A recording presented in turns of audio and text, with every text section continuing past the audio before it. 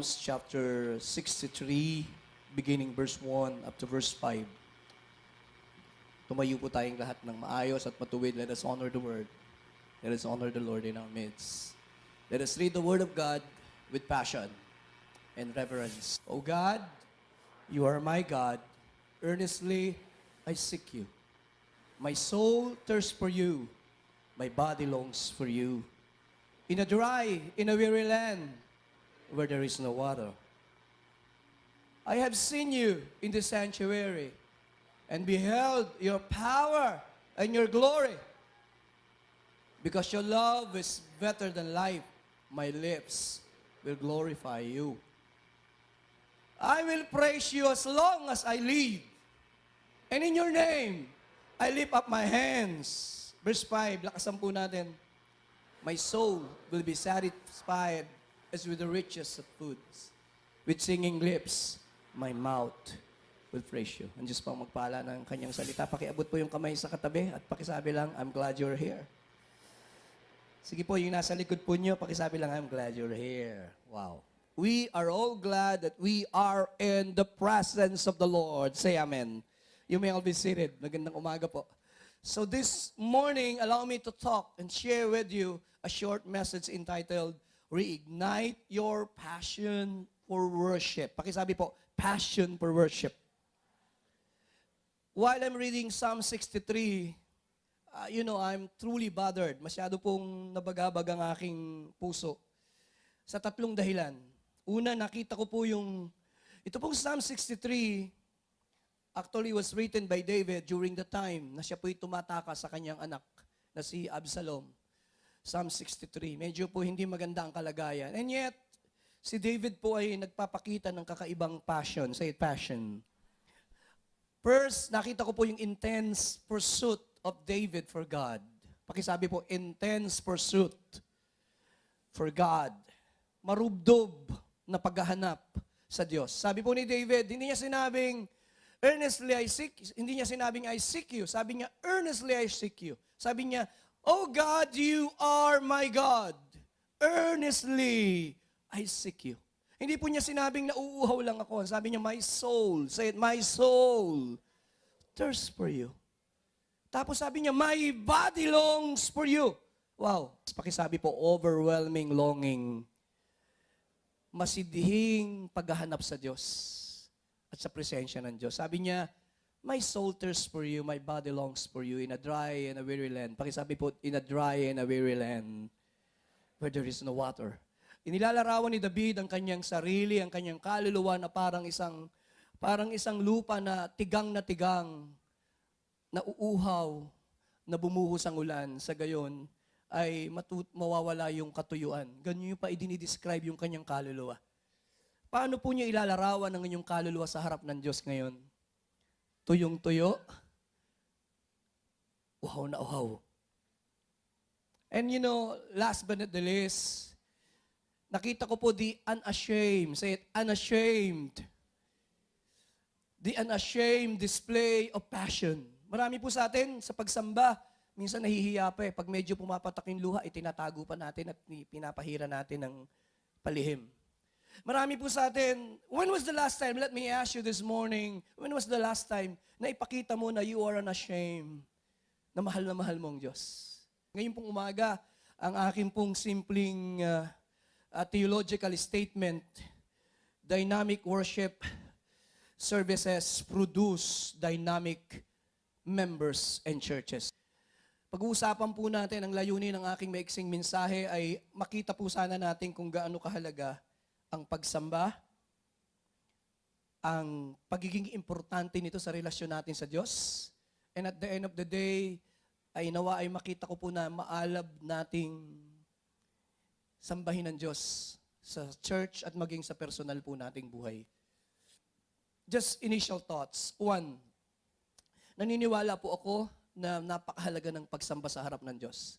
Actually po in Colossians 3:23, ang sabi po ni Pablo doon, whatever you do, pakisabi po, whatever you do it with all of your heart as unto the Lord, not unto men. With all of your heart. Sa ibang salin, with all of your passion. Sino po rito naniniwala na gusto ng Diyos, sinasamba mo siya with passion? Pakitaas po ang kamay. Yes. Salamat po. I believe with all of my heart. Kung may isang bagay na gusto ng Diyos, we are passionate. Yun po yung aspeto kung paano ko siya sinasamba.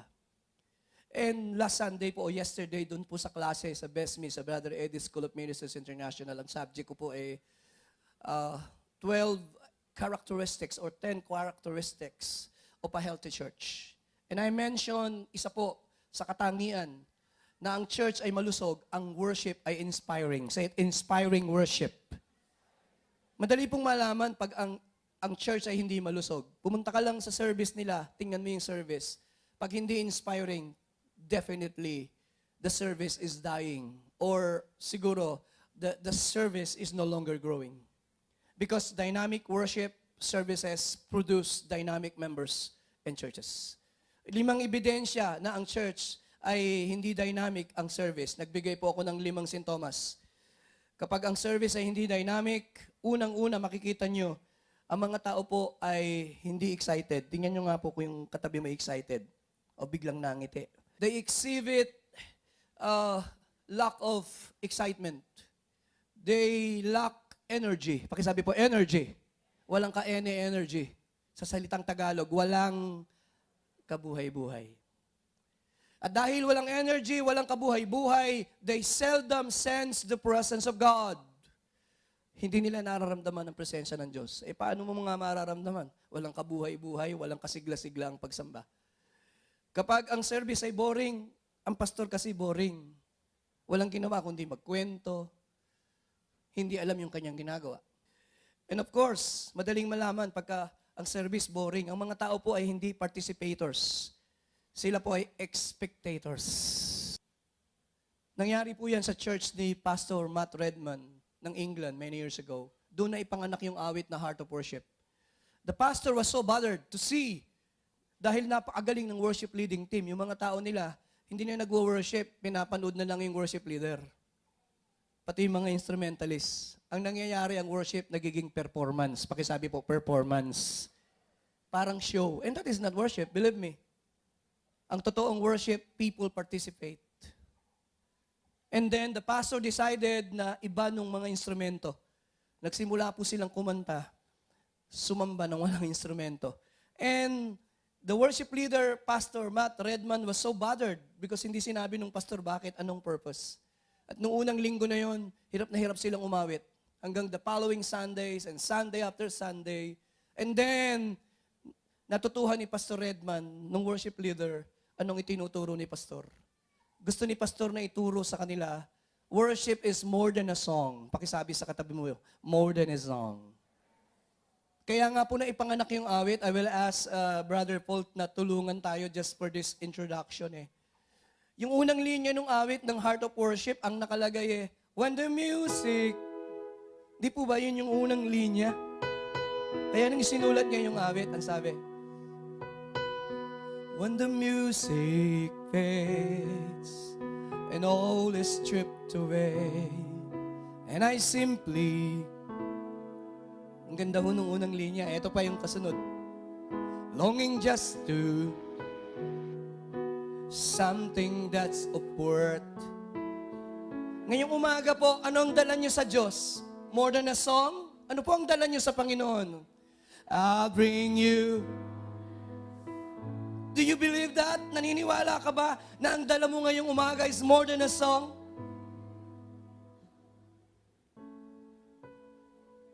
Naniniwala po ba kayong nakatingin ng Diyos sa puso natin ngayong umaga? Say amen.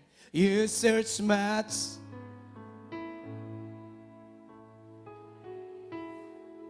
You're looking into my heart. Kaya ang ganda ng koro. Sabay-sabay, sabi po sa koro, I'm coming back to the... What is worship? It's all about Jesus. It's all about God. It's all about Him. I'm sorry, Lord, for the things I made. When it's all about You. It's all about You. Thank you, Paula. I'll just call you later. Number 2, When we talk about dynamic worship and worship, the Christian church exists to worship. Pakisabi po sa katabi mo, we exist to worship. When I talk about church, I'm not referring to building. I'm not even referring to a denomination. I'm referring to redeemed people of God washed by the blood of Jesus. Kapag binabanggit po ang church sa Bible, hindi po building, hindi denomination, neither a place. Pag binanggit yung salitang church, ito yung mga taong tinubos ng Panginoon ng kanyang dugo. Mga taong tinawag niya, kaya ecclesia, the called out ones. At bakit po tayo narito? Ano pong unang dahilan? Narito tayo para sambahin at katagpuin ng Diyos. That is the goal of a worship service. Are you here? And the goal of a worship leader is to lead the people into a total place of a total worship. Allow me to repeat. The goal of the service and the worship leading team and the pastor is to lead the people into a total place of a total worship. Kung may isang obligasyon po ako na inyong pastor ay i-lead ko kayo sa isang lugar at yun yung lugar ng pagsamba. Yun ay sa lugar ng totoong pagkatagpo sa isang buhay na Diyos. And that is worship. Alam mo, nalalabas ka sa service na ito, na nakatagpo mo ang Diyos. You don't just sing. You don't just sit in this service. You know, when you left this service, you have met God. And even the people whom you will meet later will realize that you have been in the presence of the Lord. And that is worship. 4 things about worship. Mabilis lang po. 1, God demands our worship. It is a command. Pag nababasa niyo yung salitang worship the Lord in the beauty of His holiness, it is a demand from God. Pag nababasa niyo, give unto the Lord the glory due His name, Psalms 29 verse 2, worship the Lord in the beauty of holiness. It is not a suggestion. It is a demand. Psalms 29 true. Psalm 66 verse 4, all the earth shall worship you and sing praises to you. They shall sing praises to your name. Pag nababasa nyo Psalms 99 verse 5, exalt the Lord our God and worship at His footstool. He is holy. It is not a suggestion. It is a demand. It is a command. Number 2, when you talk about worship, simple initial thoughts. Pakisabi po, God deserves our worship. Karapat-dapat siya sa ating pagsamba. Ang magbigay ng oras at panahon sa Diyos ay hindi isang bagay na sayang. Say amen. Ang ialay mo, ang lakas mo at buhay mo sa Diyos, hindi isang bagay na nakakapahinayang. Because God deserves our worship. Number 3, God expects our worship. Inaasahan po ba ng Diyos na maglalaan ka ng oras para sa Kanya? Ano pong sagot nyo? Seek ye first the kingdom of God and His, and all these things shall be added unto you. Ini-expect ng Diyos na uunahin mo siya higit sa mga bagay, higit sa sino man. You are expected. We are expected by God to come and worship Him and adore Him. Last but not the least, God seeks true worshiper. Naghahanap ang Diyos ng mga totoong mananamba. Now, ano ba yung pagsamba, Pastor? Allow me to give you a simple explanation of what is worship. And importante po yung tamang pagkaunawa sa salita eh. Sa English, word, ang salitang worship ay nanggaling sa salitang worship. Worship. 5 salita po ang aking ipaliliwanag at pahapyaw, I will call again Brother Paul to help me because I believe it's easier if we sing. Una, when you talk about worship, worship is declaring God's word. Say it, God's word. Sa totoong pagsamba, at kung may totoong pagsamba, ang unang palatandaan ng totoong pagsamba, idinideklara mo ang pagiging karapat-dapat ng Diyos. It means that we state and affirm His supreme value and glory. By the way, bakit po ang Diyos ay karapat-dapat sambahin? Kung tatanungin ko po kayo, kung tatanungin ka ng anak mo, at sasabihin, Mami, bakit ba karapat-dapat sambahin ng Diyos, Daddy? Kuya, meron ka bang diretsong sagot na masasabi? Dalawa pong diretsong sagot. One, because of what He had done in creation. Revelations 4:11. Bakit ko dapat sambahin ng Diyos, Pastor? Sapagkat siya ang Creator. Sabi po, for you created all things. Say it, all things. Sabi po, you are worthy, referring to God, our Lord and God, to receive glory and honor and power, for you created all things. Una, ang Diyos po'y sinasamba as a creator. At may isang creator lang, may isang lumalang ng langit at lupa. At siya'y karapat dapat. Kaya pag tinanong ka, bakit ko sasambahin ng Diyos? Sapagkat siya ang may bigay ng aking buhay at ng aking lakas. Kung wala ang Diyos, wala ako. Nabubuhay ako dahil gusto ng Diyos. Because He created all things. He's the creator, the maker, the giver of life. Another thing, why God is worthy to be worshipped? Because not only because of what He has done in creation, but what He has done in redemption. Chapter 5, verse 9. Sabi po riyan, the context was actually in heaven. They sang a new song. You are worthy to take the scroll. Pansinin po niyo yung salitang worthy, paulit-ulit. To open its seals because you were slain. Sino po kaya yan? You were slain. Sino po yan? Sinasamba sa langit si Jesus. With your blood, you purchased men for. He was being worshipped in heaven. Punta po tayo sa verse 12. I don't have the luxury of time. Lilidan ko po lang yung pundasyon. Worthy is the... Sino po yung Lamb? Sino po yung Lamb? Sino po? The Lamb who was slain. And He was worshipped in heaven. At idinideklara that He was worthy to be worshipped because tinubos niya tayo. Pag tinanong niyo po ako, bakit ko sasambahin ng Diyos? Sapagkat tinubos niya ako. Binigyan niya ako ng kaligtasan. Siya na nanggagaling, sa Kanya nanggagaling ang buhay at kaligtasan na mayroon ako. Pangalawang kahulugan ng worship. Please bear with me. Worship is the overflow of the grateful heart. Pakisabi po, overflow of the grateful heart. Anong yung overflow? Sinahod mo yung baso sa gripo hanggang kalahati. Kalahati lang. Pinuno mo, puno lang. Pero hinayaan mong umapaw. Ang tawag doon, kailan nagaganap ang pagsamba? Tingin-mingin po kayo. Kapag nag-uumapaw sa inyong puso, ang pagpapasalamat sa Diyos, doon nagkakaroon ng pagsamba. Sabi nung isang awit natin, napaka-beautiful. Just play this song. Sabi nung awit na to, napakabuti mo. Sandali po. Magkaiba po ba yung mabuti sa napakabuti?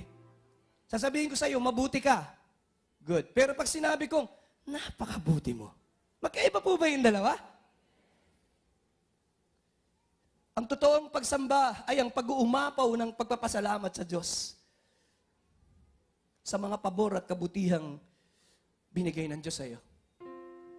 Umaapaw sa iyo, sa iyong puso, ang pagpapasalamat dahil siya'y mabuti, dahil siya'y dakila, dahil siya'y tapat. Pakinggan ko nga po yung nag-uumapaw na puso sa pagsamba. Wanna hear your passion as you sing, napaka...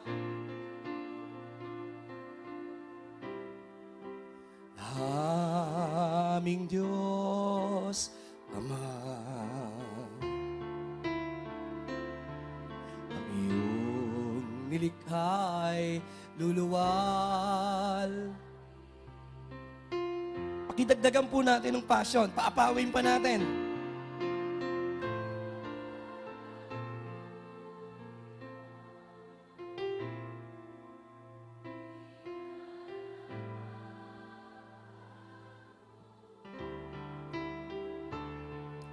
Noon, ngayon, kailan. Ngayon po, Yan po yung pagsamba. Kapag ang inyong puso ay nag-uumapaw sa pagpapasalamat, sa kabutihan, katapatan ng Diyos, yan po yung pagsamba. Pangatlo, kapag sinabi pong worship is the occupation of the heart, pakisabi po, occupation of the heart, ang iyong puso, hindi punong-puno ng pangangailangan, sa iyong puso ay naluluklok ng ganapan Diyos. Siya ang ganap na naghahari. Tumingin po kayo kay Pastor Joey. Kailan nagaganap ang totoong pagsamba? Pag alam na alam mo, na sa iyong puso, kaisipan at buhay, ay nakaluklok ang Diyos. Ang sabi nung isang awit natin, maghari ka. We sing the verse.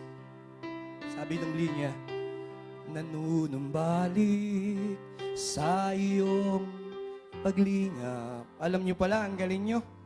Dinadalangin ang iyong pagtanggap. Hinahanap ang iyong katuwiran. Niyayakap ang iyong kaloob. Ito na po tayo. Ito po yung ganap na pagsamba. At sasabihin mo,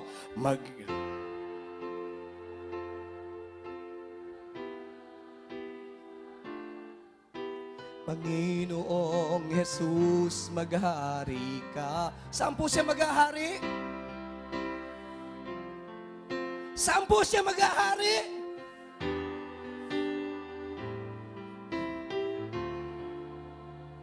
Tatanungin ko po kayo, kailan lang nagaganap ang tunay na pagsamba?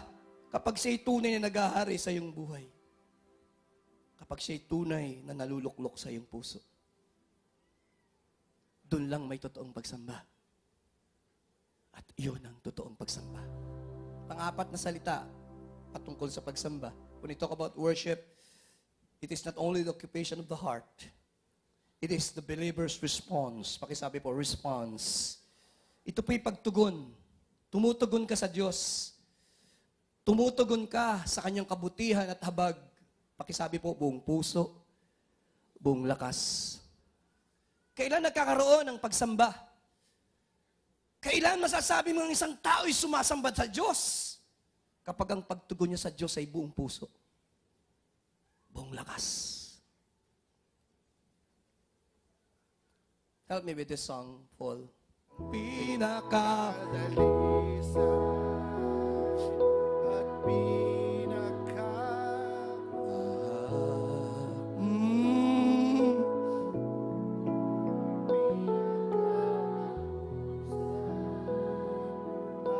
Nasaan po yung tamang tugon? Ito po sa linyang ito. Ito po yung tamang tugon sa pagsamba. Buong puso't lakas at kaluluwa. sa pinakamainam ay karapat dapat ka o tanggapin.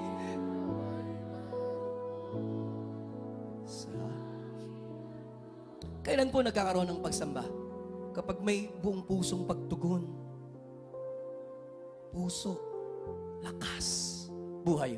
Last, worship is a heartfelt expression. Pakisabi po, heartfelt expression of love. Pwede po bang yung kanang kamay nyo, tapat nyo dito sa dibdib nyo? Pakiramdaman nyo lang yung pintig ng puso nyo. May panahon po na yung pintig yan mabilis, right? May panahon na dinig nyo.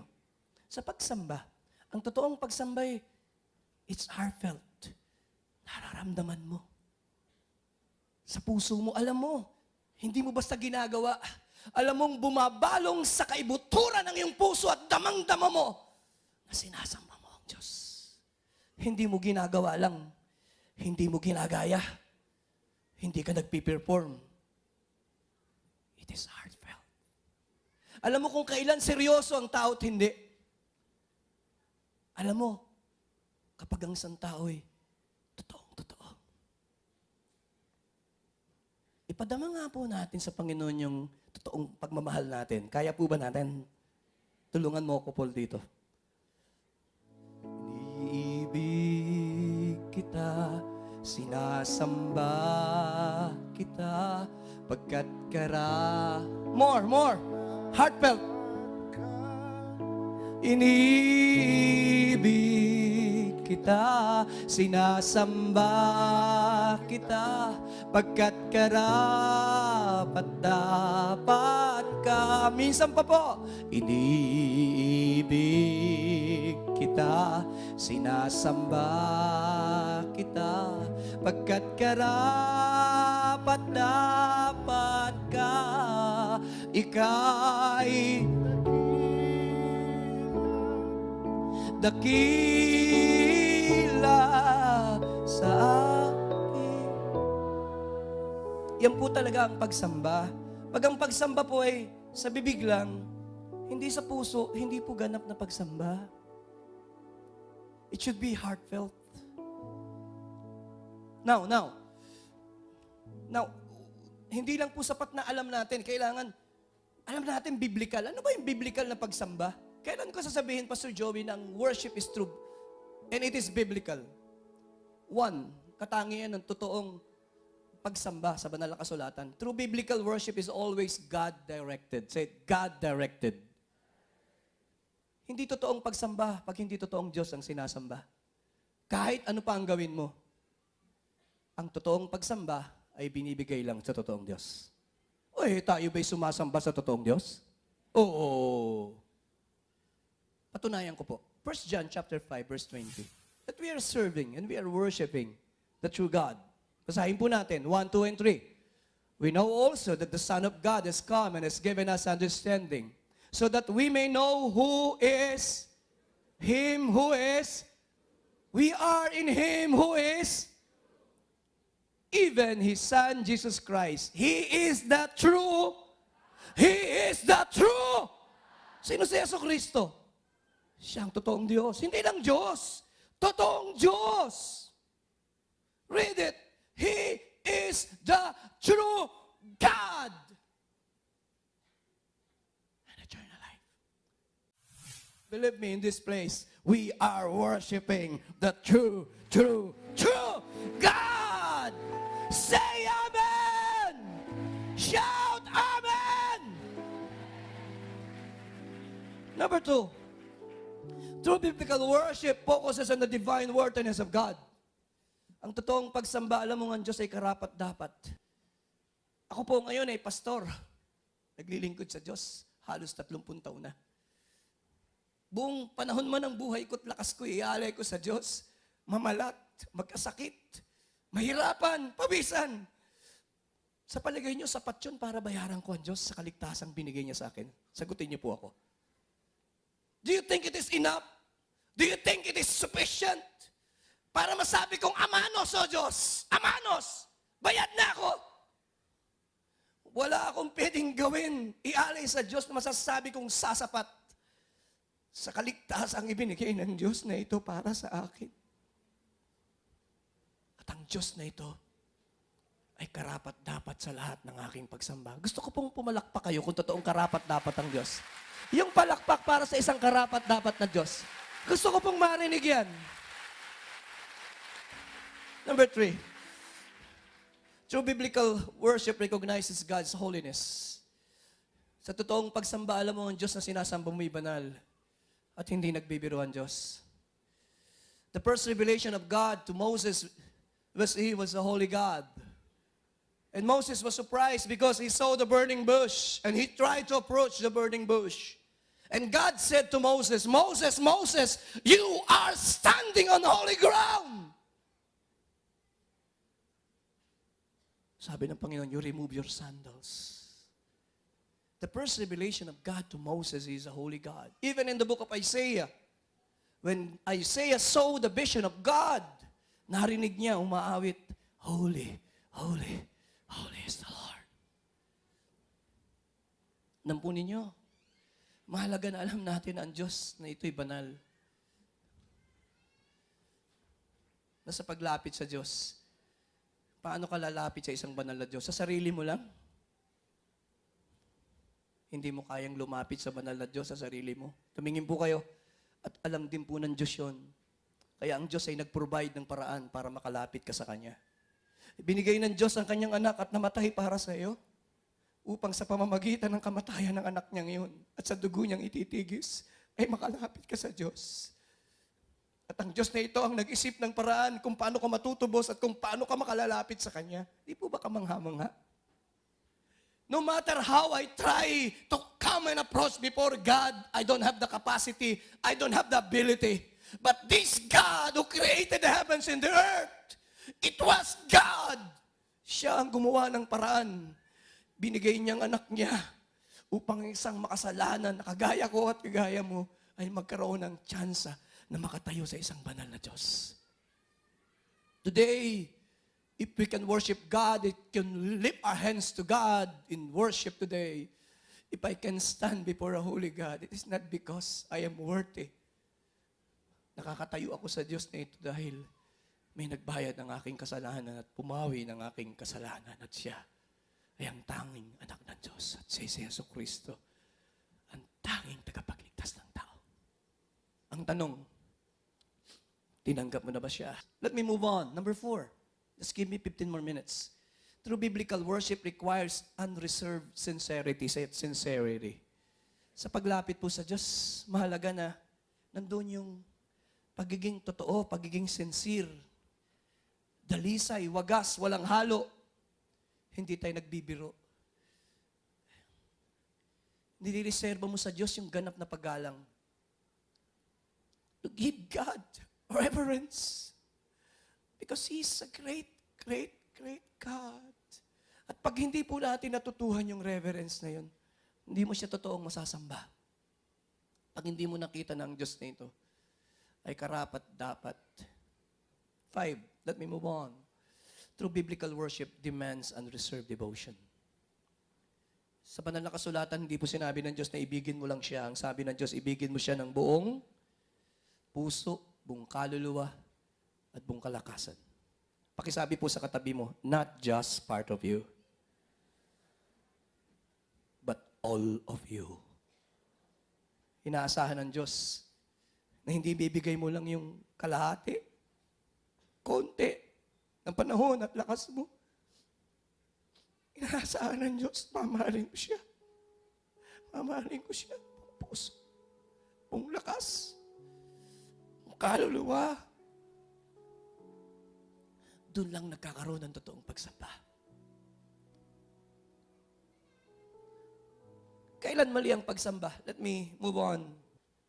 Kailan walang kabuluhan ng pagsamba at bankrupt? 1, kapag ito po ay idolatrous worship, involving the wrong gods. Marami pong tao nalulungkot ako ang sinasamba, hindi totoong Diyos. Romans 1:25, ang sabi ni Pablo, sinamba nila at pinaglingkuran. They exchanged the truth of God for a lie. They worship and serve created things rather than the Creator, who is forever praised. Amen. Matthew 4, verses 9 and 10, and Jesus said, away from me, Satan, for it is written, worship the Lord your God and serve Him only. Pangalawa po, ignorant worship is about the lack of knowledge regarding the worship He desires. Ignorant sapagkat marami pong tao hindi naiintindihan ang pagsambang hinihiling ng Diyos.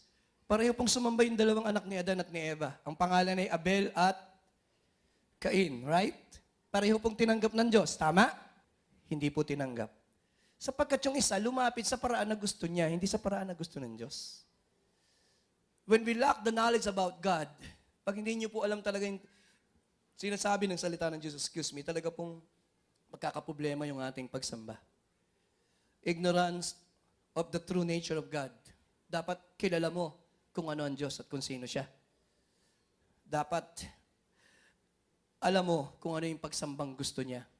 At ang pagsambang gusto ng Diyos, John chapter 4, 23 and 24, ano pong pagsambang gusto ng Diyos? In spirit and in truth. Number 3, self-styled worship involving the true God, but in a self-styled manner. Self-imposed, not God-directed. We worship God in a way what we like, not we think is, what it is good para sa atin. Ang pagsamba po sa totoong Diyos ay ayon sa gusto niya. Dalawang anak po ni Aaron ang namatay, si Abihu at Nadab. In Leviticus 10, 1-2, pumunta po ng lasing, naghandog ng strange fire, and they die on the spot. Why? They tried to worship God in a manner not given by God. Dapat ang pagsamba natin ay yung paraan na nais ng Diyos at nakalulugod sa Kanya. Last but not the least, vain worship. Pakisabi po, vain worship. Involving the true God but with the wrong heart attitude. Minsan ang pagsamba ng marami, vain, walang kabuluhan, walang saysay. Bakit? Mali yung attitude eh. Sumasamba lang, pero ang puso malayo sa Diyos. Pakita po natin, Matthew 15 verse 8. Pwede ba yun? Pwede po. Pwede po na umawit ka, pero hindi nanggaling sa puso mo. Pwedeng nagbigay ka, pero hindi nanggaling sa puso mo. Are you with me? Pwedeng tumulong ka, pero napilitan ka lang. Are you with me? Maraming bagay pwede mong gawin na wala yung puso mo. Sa pagsamba, tingnan niyo po niyo, these people honor me with their lip service, sabi nga ni Brother Eddie. But their hearts are far from, sino po yung me? God. Pwede po na umaawit ka, gumagawa ka ng maraming bagay, pero ang puso mo ay wala dun. Kaya hindi totoong pagsamba. Vain worship. Now, let me move on. 10 more minutes and I'm done. Common barriers to worship. There are many other attitudes and practices that will build walls that will hinder our true worship to the Lord. Sana makita po natin itong mga maling nagiging hadlang sa pagsamba.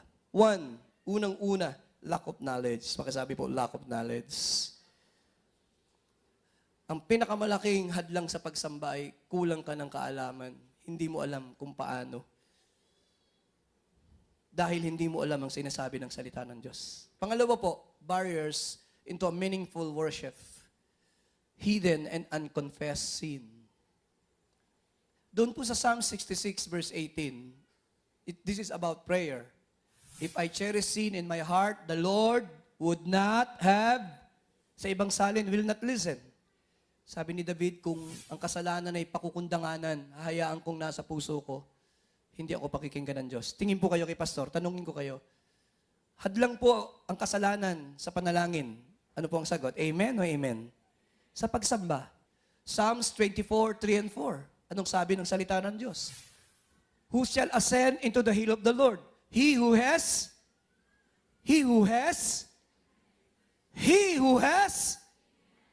and a pure heart. Isa sa pinakamalaking hadlang sa pagsamba ay ang kondisyon ng ating puso. Ang kondisyon ng ating buhay. Kapag ang ating buhay mali, hindi tama sa harap ng Diyos, hindi mo maranasan ng Diyos. Hindi mo maranasan ang malapit na presensya ng Diyos. You even don't have the boldness to stand before a holy God. Because you know na mali ang buhay mo. Kaya sabi ng Hebrews 10:22, bago ka lalapit sa Diyos, mahalaga na malinis muna tayo. Nakalagay po riyan, having our hearts sprinkled to cleanse us from a guilty conscience. Kaya importante na bago tayo sumasamba, naging bahagi ng ating mga pagsamba, may oras sa inilalaan, Panginoon, kung may nagawa kaming kasalanan sa inyo, kung may mga nagawa kaming nakasakit sa inyo, bago kami dumulog sa inyo, Panginoon, patawarin mo kami, hugasan niyo kami sa lahat ng aming karamihan. Number 3, let me move on. Complacency. Say it, complacency. Complacent na tayo. Physically, pagod. Mentally, pagod. Emotionally, pagod. Paano mga makakatagpuan Diyos? Sa panaginip, wala kang ginawa kundi matulog sa service. Kidding aside, pagod na. Yun nga po nakakahiya, di po ba? Buong linggo, excited ka sa trabaho, sa negosyo. Pagdating sa service, matutulog ka lang? Di po ba? Napaka isang malaking pag-aglahi. Napaka laking isang bagay na pagkutsa sa Diyos. Na ang ibibigay mo sa Diyos, tira-tira mong lakas. Ang ibibigay mo sa Diyos, pag available ka, sa ibang tao, gumagawa ka ng appointment. Sa ibang tao, kaya mo magsakripisyo. Pero pagdating sa Diyos, hindi mo kayang gawin. At sasabihin mo, naiintindihan naman ako ng Diyos.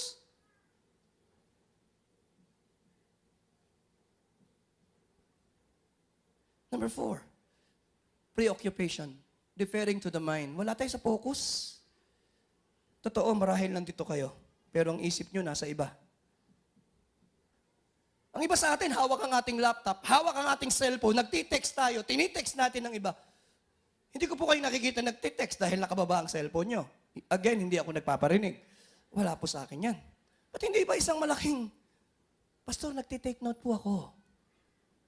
But kidding aside, what I'm saying is this.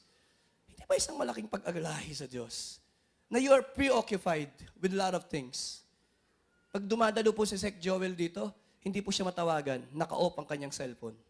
Sabi niya, oras ng pagsamba, walang aabala sa akin. It is between me and my God. Saludo ako. Wow. Ilan sa atin, pag oras natin sa Diyos, walang makakaabala. Alam ng pamilya mo, oras ng pagpipray ni mami, ni daddy.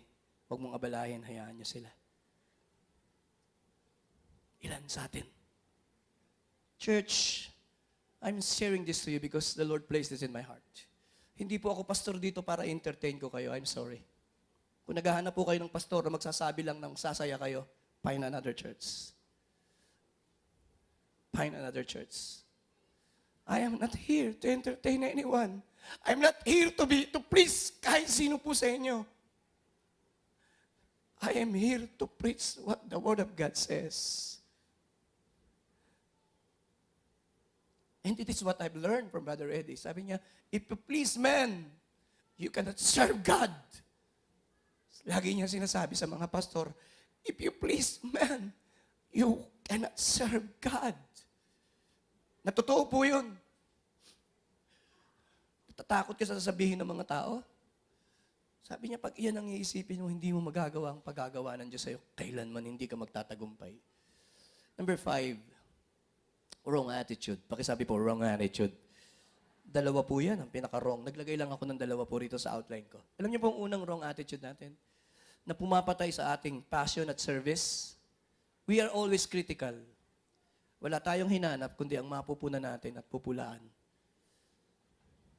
Walang ginawa, kundi hindi naman maganda sound system. Mali naman yung grammar. Mali naman yung English. Ang feeling natin tayo ang pinakamagaling sa service. Another wrong attitude, impatience. Lagi tayo nagmamadali.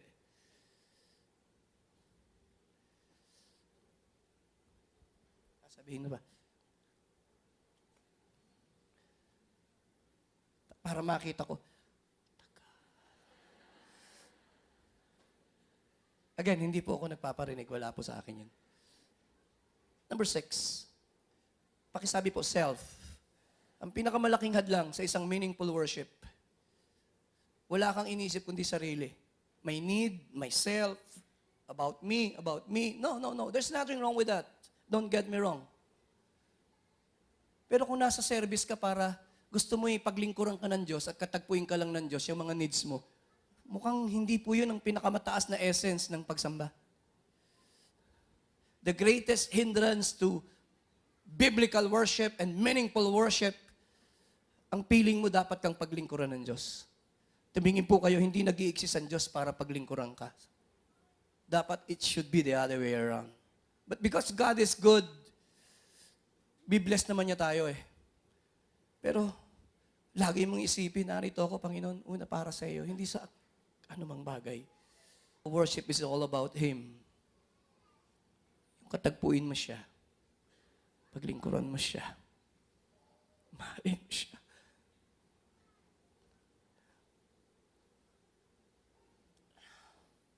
Number 7, and I close. Lack of spiritual preparation. The greatest hindrance to worship, pumunta ka sa service, hindi ka handa. Nakakatulog ka nga, hindi ka handa eh.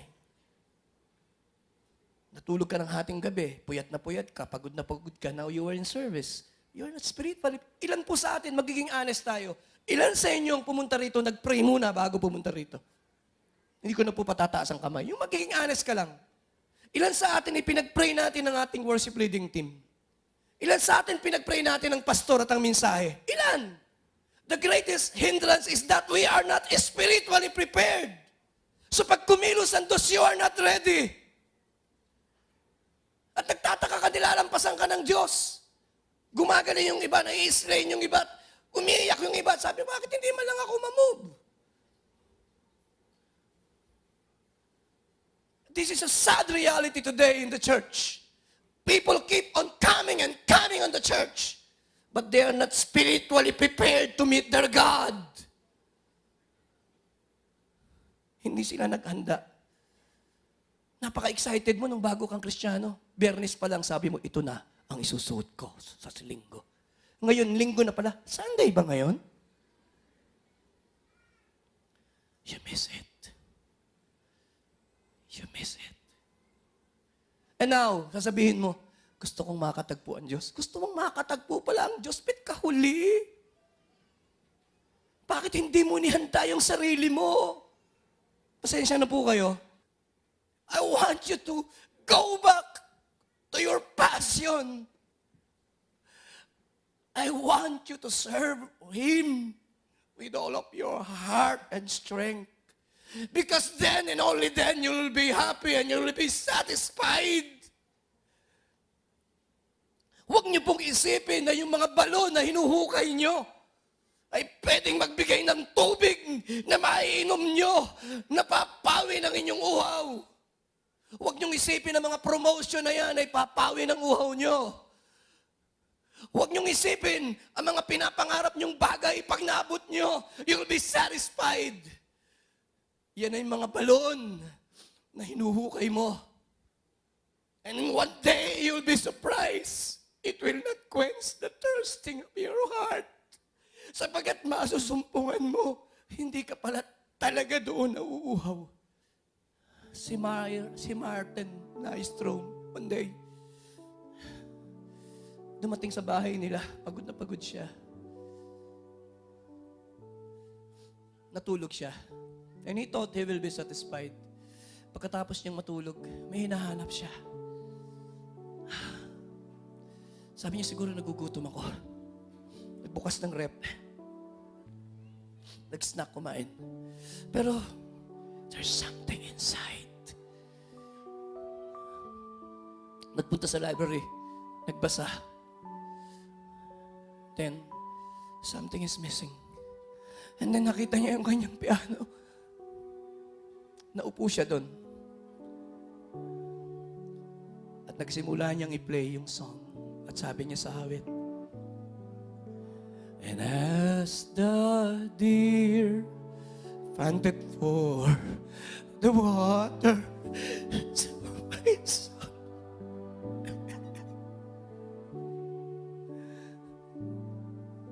And you alone are my heart desire.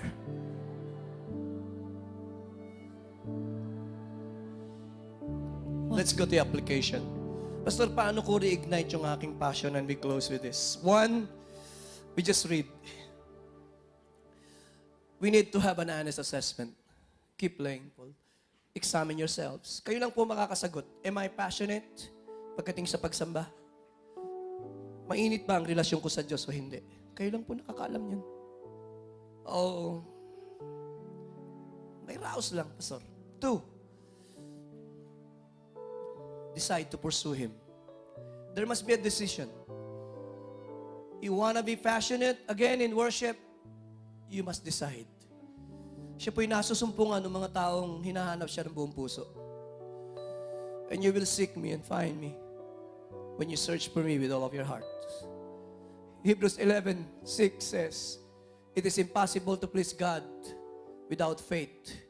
For he who comes to God must believe that He is, and He is the rewarder of them that diligently seek Him. Number 3, come into His presence on a consistent basis. Pakisabi sa katabi mo, draw near to God.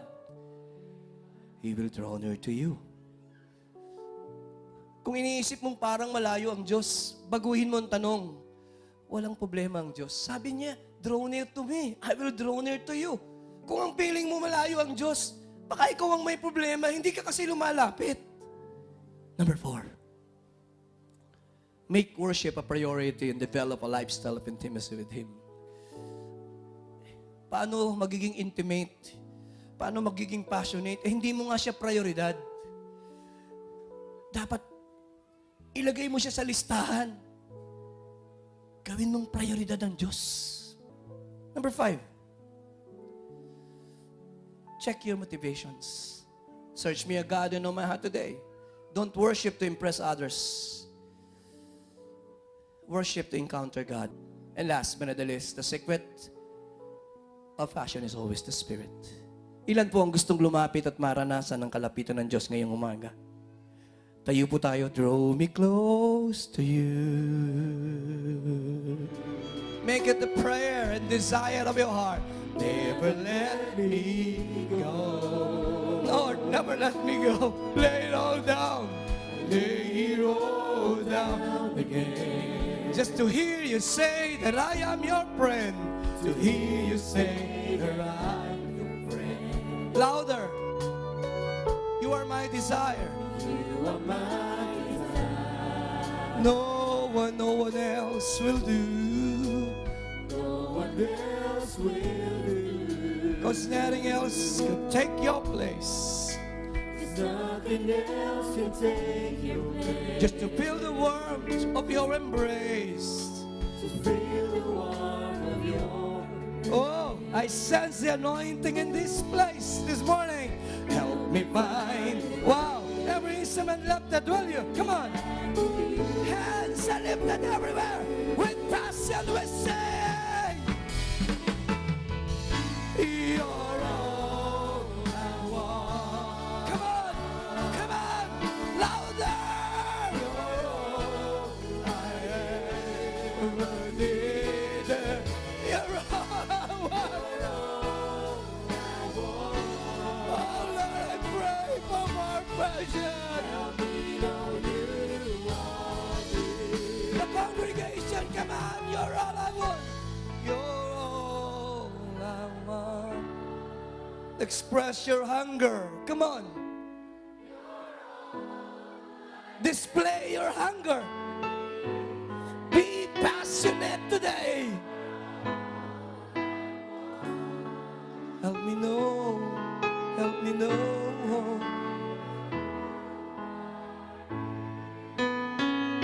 All together now. You're all I want. You're all I ever needed. You're all I want. Help me know you are here. I'm coming back to the heart of worship. I'm coming back to the heart of worship. And it's all about you. It's all about you, Jesus. I'm falling for the things I made. It's all about you. It's all about you, Jesus. Ibuko po tayo lahat. Bibigyan ko po kayo ng ilang saglit to have your intimate moment with God. Lord God, I pray, touch them. Touch them wherever they are. Touch them wherever they are hurting today. I-reveal niyo ang inyong sarili sa kanila in a personal way. Sumunod po kayo sa panalangin at sabihin lang natin, Panginoong Yesus, sa umaga pong ito, Sa umaga pong ito, narito po ako, narito po ako. muling nag-aalay ng aking buhay.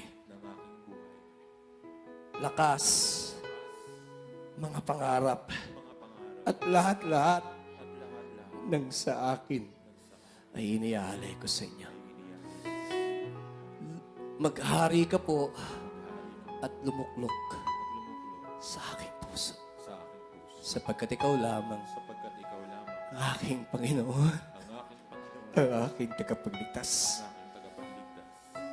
Muli mong papag-alabin ang aking puso, ang aking pagmamahal, ang aking paglilingkod. Salamat po. Ako na lang pong mananalangin. Father God, I pray that today, ang mensaheng ito ay naukit sa puso ng bawat isa. I pray, Father, that starting today, we will seek you more, love you more, serve you more. Pakitaas po mga kamay. And I binibless ko po ang bawat pamilya, bawat ama, bawat anak, tinapay, tubig, at sambahayang kinakatawan nila. May you bless them. Ang kanilang tinapay, tubig, yalis mong sakit at karamdaman, bigyan mo sila ng mahabang buhay, and allow them to live a life that is pleasing unto you. We will serve you. We will love you. In Jesus' name, everybody will say and agree. Malakas nga pong palakpak. Palakpak!